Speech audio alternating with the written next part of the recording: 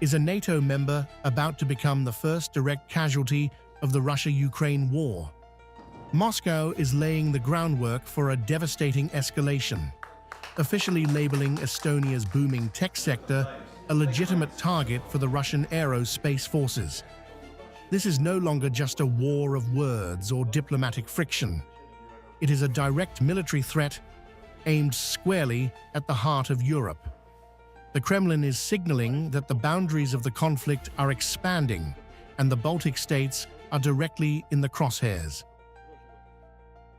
The immediate flashpoint triggering this crisis is a landmark drone pact signed in July between Ukrainian President Volodymyr Zelensky and Estonian Prime Minister Kristen Michal. This agreement goes far beyond standard financial aid or political solidarity. It establishes a deep, structural integration of the Ukrainian and Estonian defense industries, focusing specifically on the joint production and deployment of advanced unmanned systems.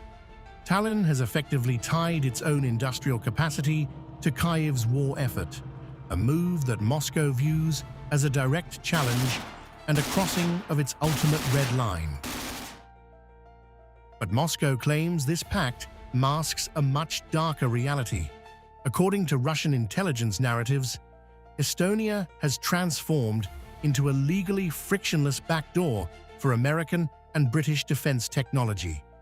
Western corporations, including ventures linked to high-profile American tech billionaires and foreign military contractors, are reportedly utilizing Estonia's corporate registry to mask their operations.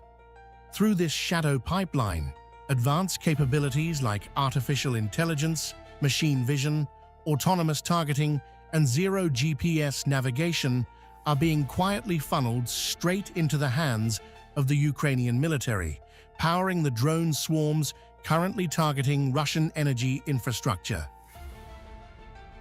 Enter Viktor Medvedchuk, the pro-Kremlin Ukrainian oligarch who is now leading Moscow's information war from exile in Russia. In a highly calculated statement, Medvedchuk has explicitly framed Estonia as a rear base, facilitating what he calls terrorist strikes deep inside Russian territory. His chilling warning to the West is unequivocal.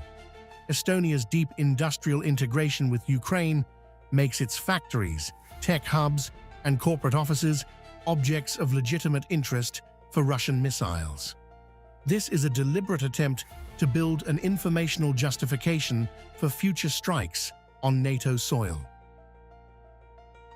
And this threat is already manifesting in the real world, moving rapidly from paper to physical reality.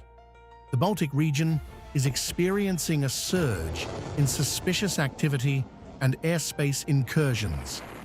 Over the last few months, suspected drones, thrown off course by intense electronic warfare, have crashed across the Baltics. This includes a recent incident involving an impact at Estonia's Over power station, and another requiring a critical interception by a NATO F-16 fighter jet.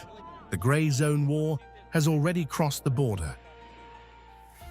Estonia insists it will not be intimidated by Moscow's rhetoric and remains steadfast in its commitment to arming Kyiv. But as Russia aggressively scales up this narrative, the stakes for international security are reaching a boiling point. An overt Russian strike on Estonian tech facilities wouldn't just be a localized escalation, it would risk invoking Article 5, serving as the direct and immediate trigger for a full-scale war between NATO and the Russian Federation.